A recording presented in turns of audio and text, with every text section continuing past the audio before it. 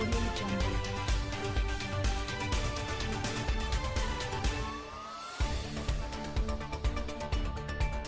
In July, Harry announced that he was to release a memoir, which will offer an intimate and heartfelt recollection of his life.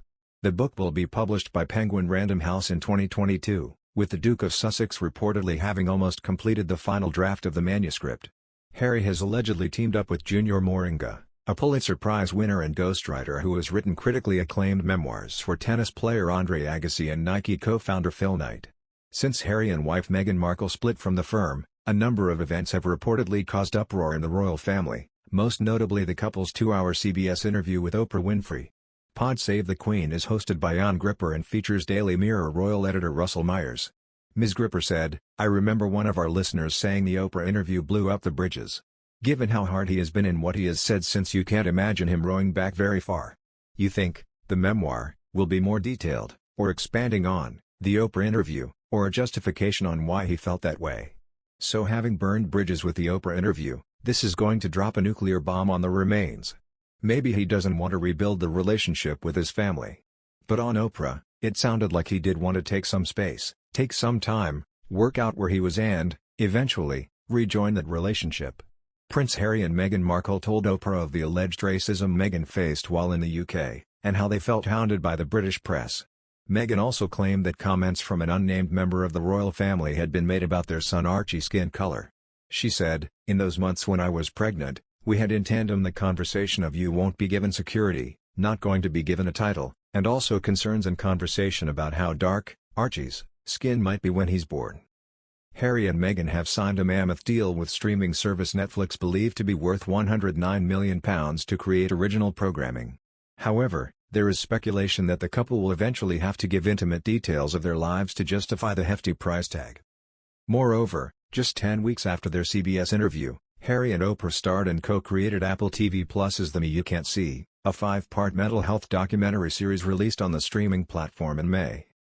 There, Harry discussed the nightmare time in his late 20s and early 30s, where he turned to drink and drugs after suffering from panic attacks and severe anxiety. The Duke also spoke of his mother, the Princess of Wales, and his memory of her driving him and brother Prince William away from the paparazzi as fast as possible, despite almost being blinded by tears.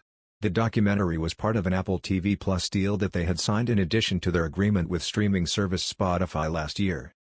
Harry said in a statement upon announcing his memoir that, "I'm writing this not as the prince I was born but as the man I have become. I've worn many hats over the years, both literally and figuratively, and my hope is that in telling my story, the highs and lows, the mistakes, the lessons learned, I can help show that no matter where we come from, we have more in common than we think." Prince Harry and Meghan Markle will have to reinvent themselves if they want to stay in the public eye, a royal expert has claimed. Royal family broadcaster Margaret Holder has stressed the Duke and Duchess of Sussex will not be able to keep capitalizing on their alleged mistreatment by the monarchy and press. She said, "Perpetuating their victim status may deliver global publicity welcomed by the media giants who have commercial contracts with the Sussexes. However, eventually people will tire of hearing the same old cracked record and the couple will have to reinvent themselves if they are to stay bankable in a rapidly changing market with many competitors." Holder's comments come after Harry and Meghan launched a number of perceived attacks on the institution in several high-profile interviews. In their explosive sit-down with Oprah, Harry criticized the lack of protection from the royal family against the intense press scrutiny of he and his wife. He also told Dax Shepard in a podcast that he wants to break the cycle of genetic pain and suffering for his children, an apparent attack on his father Prince Charles. Meghan has also claimed little was done to help her mental health struggles while she was a senior royal, and even alleged an unnamed member made a racist remark about her then unborn child Archie. Meanwhile, Omid Scobie and Carolyn Durand's updated biography Finding Freedom sheds new light on the falling out, detailing the aftermath of the Sussexes' explosive interview with Oprah.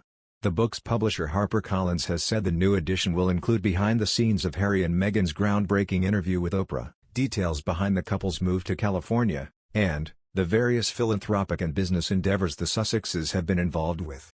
However, Holder is less than impressed by the updated edition, accusing the couple of having no regard for Meghan's father, Thomas Markle, who they cast into merciless oblivion for the monstrous sin of having a few silly pictures taken.